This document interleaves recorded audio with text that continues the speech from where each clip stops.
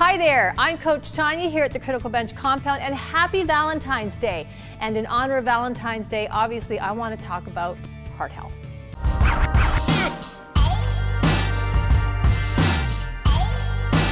Hi there, I'm Coach Tanya here at Criticalbench compound, and happy Valentine's Day.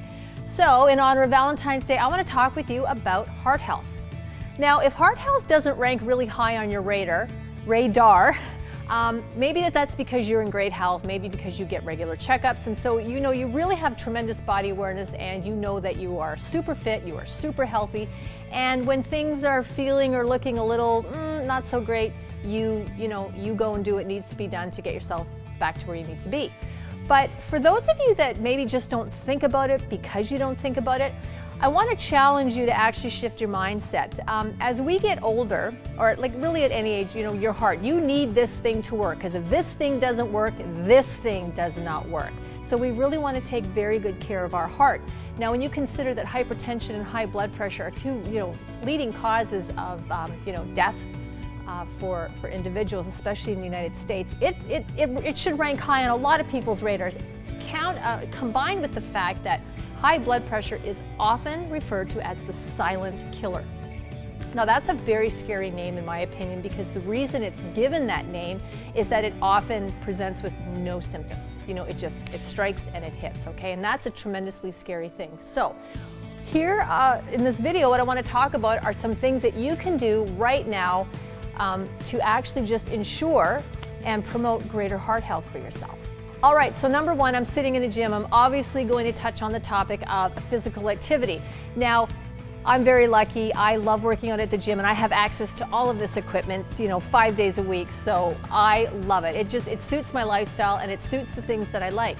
You do not have to be a gym member. You don't have to go to a gym, but you do need to be active, because physical activity promotes tremendous heart health. So whether that's walking 20 minutes a day, whether that's going swimming, biking with your family, swimming at the beach, anything that gets your body moving is going to promote greater heart health. So get moving. All right, being a holistic nutritionist, obviously I'm going to talk as well about nutrition. And nutrition is something I've always been interested in since a little girl.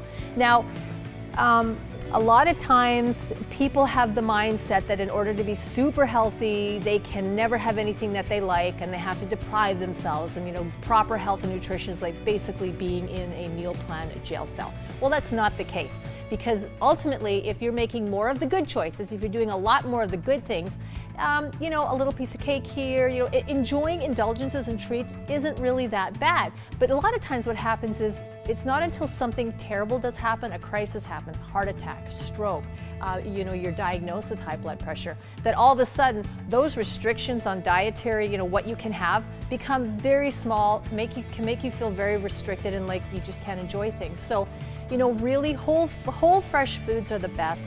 Lean proteins, you want to consume a lot of those. You don't want to consume too many, if you can at all avoid like highly processed, refined foods, because they just don't have the nutritional density, or like what I like to call that nutritional pow that really feeds your body. A few other things for heart health: decreased sodium. Now, sodium is something that you really need to be aware of, especially when it comes to grocery shopping. So while you can control the amount of salt that maybe you're sprinkling on your meals and snacks and stuff at home, what you can't necessarily control is what is going into products you're buying. So it's worth your while to take some time and actually read food labels and see where you can cut back or buy lower sodium options just for better health. Okay. Kick the habit. If you are a smoker, and I understand and have empathy that smoking can be a very, very hard thing to quit, but really if you're seriously concerned about promoting better heart health, you need to kick the habit. Stress, we can't avoid it because it's a part of life, but we do need to find ways to better manage it, particularly if we're not very good at managing stress, and if we are in a very high stress job, or we're just somebody that is easily stressed out and kind of running at 1,000 miles an hour all the time. That puts a lot of strain on your heart. So find ways to manage your stress and kind of bring yourself back down so you can reset. So that might be, yoga. It could be reading a book. A lot of times it's just sort of quiet downtime for yourself, and it doesn't mean you have to cut out huge chunks of your day where you're missing work or you're not getting things done, but you need to find a moment in your day to reset. Try to bring your stress levels down because it is going to help your heart. Quality sleep. Probably if you're super stressed out, you're not sleeping really well, which adds to your stress, so that can become a little bit of this downward cycle you get into. But your heart, your brain, your body, everything needs rest. So if you have poor sleep habits, I really strongly recommend you get into some sort of pattern of behavior prior to going to bed that gets your brain and body in the zone for going to sleep, because you cannot beat quality sleep. All right, alcohol.